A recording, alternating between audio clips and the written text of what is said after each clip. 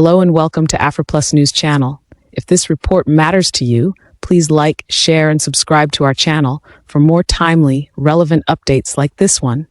And remember to leave your views respectfully in the comments so the conversation can stay constructive.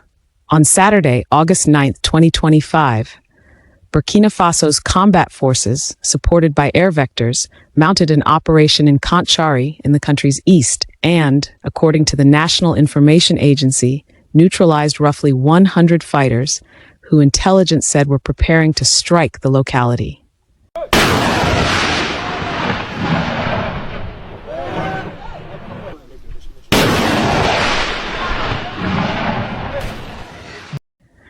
Local military sources described the action as a preemptive interdiction of an imminent attack. The numbers and the location were published by the Agence d'Information du Burkina and widely reported in the Burkina Faso press. That official account signals a tactical success for the units involved. But how will residents in Kantchari measure victory?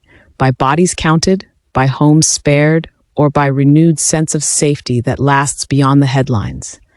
A close look at the operation suggests a pattern. The use of combined arms, ground units from rapid intervention brigades supported by aviation assets, to break up large militant concentrations before they can mass for an assault. The Burkina Faso report referenced a detection north of a forward position and a coordinated strike that overwhelmed the grouping. Such tactics reflect growing operational coordination and an emphasis on intelligence-led interdiction. Observers should ask whether these tactics are sustainable. Does the army now possess consistent surveillance, logistics, and air support endurance to repeat this success across multiple fronts? Or is this a high-intensity, short-term advantage that risks overextension? We have some major breaking news coming from Burkina Faso. The Burkina Faso army has unalived 100 terrorists. Yes, you heard it right, 100 terrorists. According to local media, on Saturday in Kantchari, men of the 24th Brigade detected the presence of a large group of terrorists in the north of their position. Rapid and perfect coordinated maneuver with friendly air vectors made it possible to destroy the enemy position, unaliving more than 100 fighters and forcing the survivors to flee, abandoning a large stockpiles of weapons of their calibers. So these men were in the eastern part of Burkina Faso, but north to the position where the 24th Brigade were. And they detected that these people who wanted to unalive the civilians were planning to attack the Burkina Faso bases. And let me tell you, they neutralized 100 of them. So the Burkina Faso President Ibrahim Traoré has started his revenge after these people unalived 50 soldiers and destroyed their camp. What would sustained protection of towns look like in practice, and our current resources aligned to that objective? This operation came amid a particularly violent month.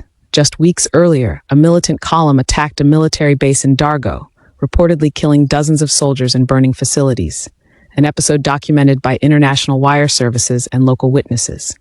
The Dargo assault underlined how militant groups have continued to mount high-casualty, audacious strikes, often against outposts and bases, forcing the junta's forces into both defensive posture and rapid counter-operations. Given that context, does the Kantchari outcome represent effective retribution, a deterrent message to militant networks, or simply one episode in an escalating cycle of attack and counterattack? How might militants alter their tactics in response?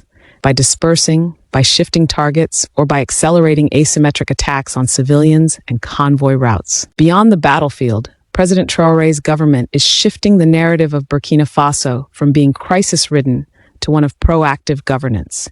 Restoring stability, enforcing order, and rebuilding confidence are steps towards regional cooperation and renewed national pride. Isn't this what Pan-African leadership should look like? Steadfast, forward-looking, and rooted in local agency. How does this shape your own hopes for the continent? Every successful operation carries broader significance. For many citizens, security means more than peace. It means the chance to farm, trade, educate children, and build homes without fear. Under Traoré's leadership, these military safeguards are part of a larger effort to revive normalcy and advance prosperity. Do you feel a renewed sense of hope for communities in the East and across Burkina Faso? How might this sense of regained agency ripple across the Sahel? In celebrating these achievements, we must ask, what would long-term success look like under Ibrahim Traoré's direction? If military gains are followed by transparent reconstruction of infrastructure, open governance, and meaningful community engagement, could this model inspire a new chapter in African governance, one that combines security with dignity and development?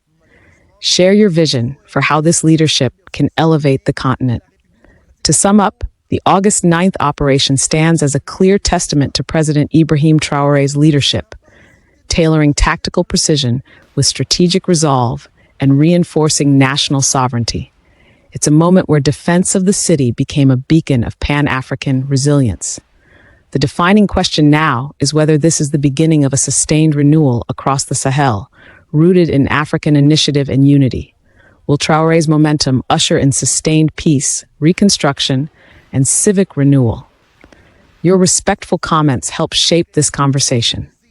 If you believe in showcasing Africa's success stories and leadership that delivers, please support AfriPlus News channel by joining our channel membership and showing your appreciation with a super thanks. Your contributions empower us to keep highlighting positive developments from across the continent. And above all, share your thoughts respectfully below.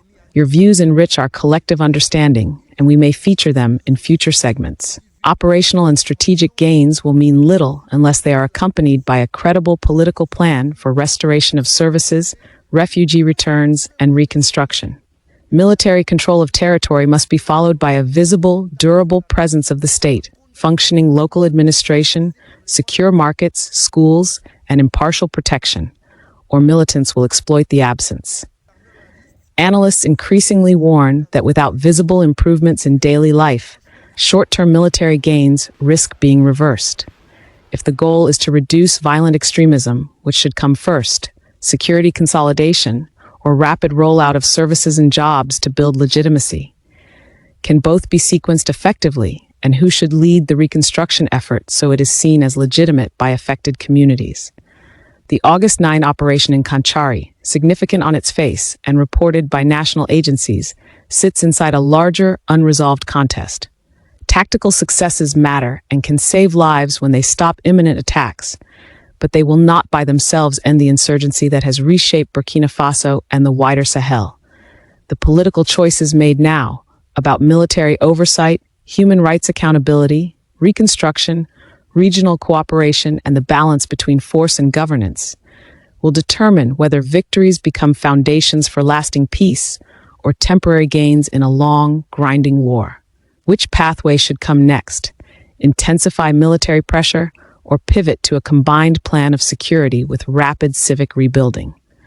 Share a careful, respectful view in the comments. What outcome would make you feel the country is truly safer? Disclaimer: this video is for informational and analysis purposes only. It synthesizes official statements and open reporting available at the time of publication. Facts on the ground can change quickly. AfriPlus News channel does not assume liability for viewers' actions taken on the basis of this analysis. For the principal facts cited in this report, including the August 9th Kantchari operation, recent attacks on military bases, and background on Captain Ibrahim Traoré's leadership and security context, see the cited sources.